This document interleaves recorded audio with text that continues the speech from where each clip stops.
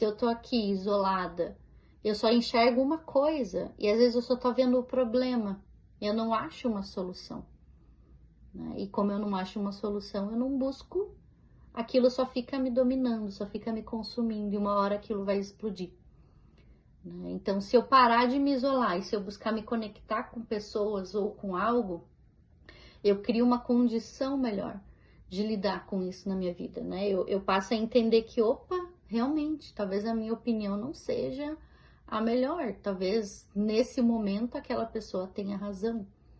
E tá tudo bem, né? Eu não ter razão sempre, eu não querer buscar isso sempre na minha vida. Me autocritico, né? Eu mesma penso, não, isso aqui não tá bom, então eu não vou entregar. Não, isso aqui não tá bom, então eu vou ficar até as 2 da manhã fazendo. Não, isso aqui não tá bom, então eu me desgasto, né? E aí, como eu trabalho essa minha autocrítica? Com a autocompaixão. Entendendo que eu tenho minhas fraquezas, que eu tenho minhas vulnerabilidades, que eu preciso enxergar em mim alguém que também eu quero que seja amada, que eu possa amar, inclusive, né? Não preciso ser perfeita, mas eu posso me amar, eu posso buscar esse amor próprio também. O medo de errar como um fator de risco, né? Então, como eu falei, o maior problema do perfeccionismo é que tudo tem que estar 100% perfeito. E aí o errar não faz parte, né? Ah, eu não aceito errar. Eu não... Quando isso acontece, eu me sinto muito mal, porque eu quero sempre validação. Eu quero sempre que me digam que tá bom, que tá perfeito, né? E aí, quando isso não acontece, eu me frustro, eu fico chateada, eu me isolo, eu tenho um monte de sintomas negativos. E um fator de proteção que pode nos ajudar com a relação do medo de errar é a nossa espiritualidade, né? É eu me conectar com alguma coisa e entender que, poxa, isso faz parte de mim, faz parte da minha natureza errar. E aí é aquela vulnerabilidade. Então é eu entender que eu sou vulnerável, é entender que eu erro, é entender que eu vou tentar algo, muitas vezes eu vou acabar desistindo e vou ter que trocar. Eu sou vulnerável e tá tudo bem, né? Isso não é um defeito ou um problema que eu precise resolver na minha vida. É algo que eu preciso aceitar. Eu sou uma pessoa vulnerável e eu preciso lidar com essa minha vulnerabilidade, né? Aceitar as minhas falhas nos conecta uns aos outros. Porque muitas vezes as pessoas que buscam perfeição, elas querem ser superiores. Elas querem alcançar a superioridade. Eu quero estar nesse nível acima. E aí ela não consegue se conectar com ninguém. Porque ninguém, né, tá no mesmo nível que ela. Ninguém vai estar alcançando essa superioridade. E isso nos desgasta, né? Não sei se vocês já tentaram isso. E algo que eu tenho um exemplo bem grande assim na minha vida foi na minha época de faculdade. No começo da minha faculdade, eu queria ser perfeita. O que era ser perfeita? Eu queria tirar as melhores notas. E eu coloquei isso na minha cabeça. Eu quero tirar as melhores notas, eu quero ser a melhor da turma. Mas ainda estava muito ligado com a minha invalidação quando criança e quando adolescente, né? Ou seja, muitos irmãos, pouca atenção, porque minha mãe tinha que dividir toda essa atenção, então eu queria esse status de superioridade. E de fato, por um bom tempo eu busquei isso. E aí, ao longo dos anos, né, de faculdade, eu fui fazendo terapia e eu fui entendendo que eu não precisava mais querer ser a melhor, mas que ainda assim eu devia buscar excelência, que eu devia continuar fazendo o meu melhor, mas às vezes ser perfeito, ou seja, na minha faculdade tinha assim, a tua média, né, daquela matéria, e aí tinha a maior média da sala. Então na minha cabeça o que eu tinha que fazer? Eu tinha que ter a maior média da sala sempre, porque a minha média tinha que ser a maior, né? E na minha cabeça eu colocava aquilo. Mas o que eu tinha que fazer para isso? Gente, eu tinha que estudar um monte. E aquilo me desgastava pra caramba, me estressava muitas vezes, porque eu tinha que ser a melhor.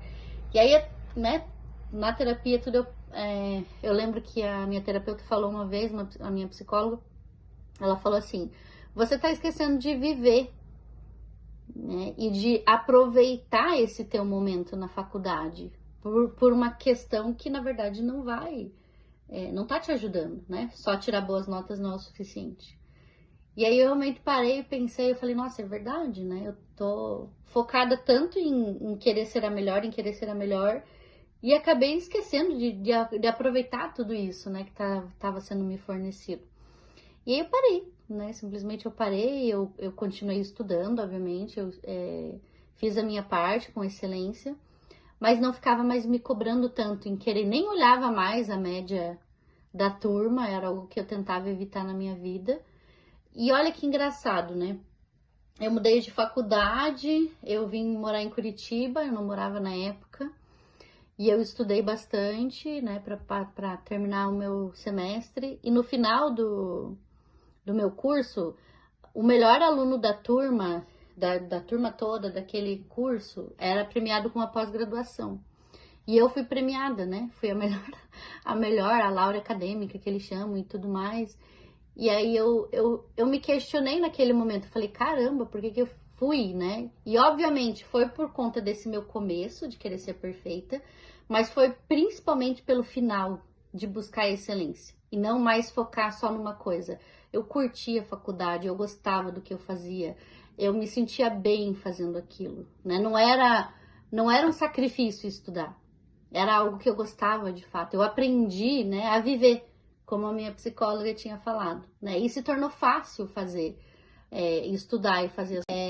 Uma das primeiras estratégias que a gente pode lidar com o perfeccionismo, definir metas realistas, né? E a gente vem falando isso há um bom tempo aqui já no grupo, né?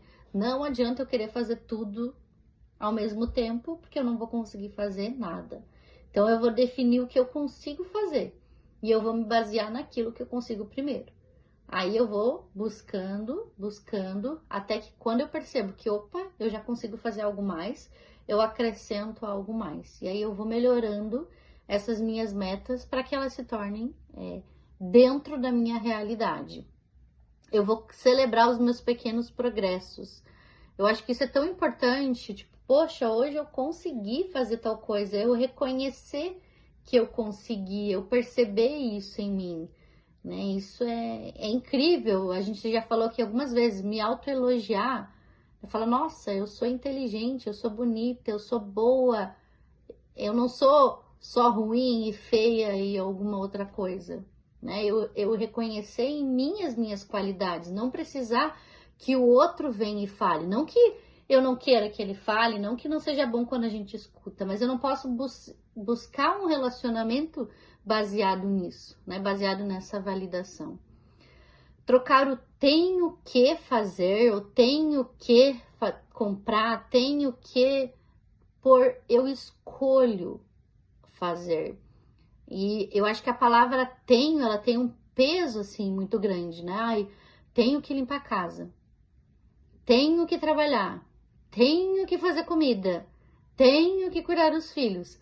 Parece que aquilo é um fardo, né? E aí quando eu troco o tenho por eu escolho trabalhar, né? Eu escolho fazer comida porque senão a gente não vai comer, né? Mas eu escolho fazer. Isso fica mais leve na minha mente, né? Eu consigo lidar com isso de uma forma melhor.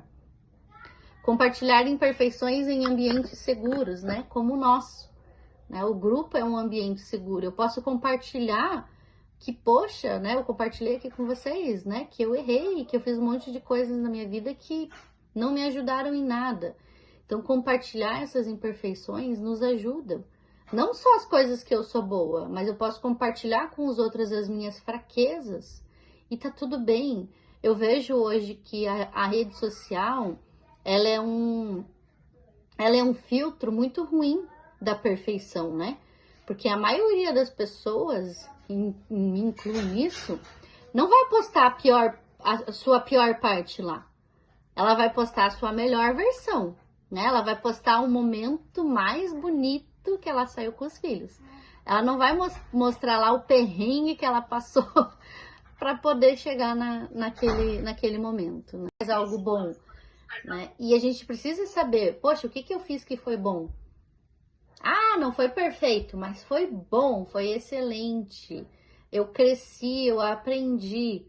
Não pode focar no perfeito, mas eu vou focar no excelente, né? Eu vou focar no que eu consigo fazer de melhor.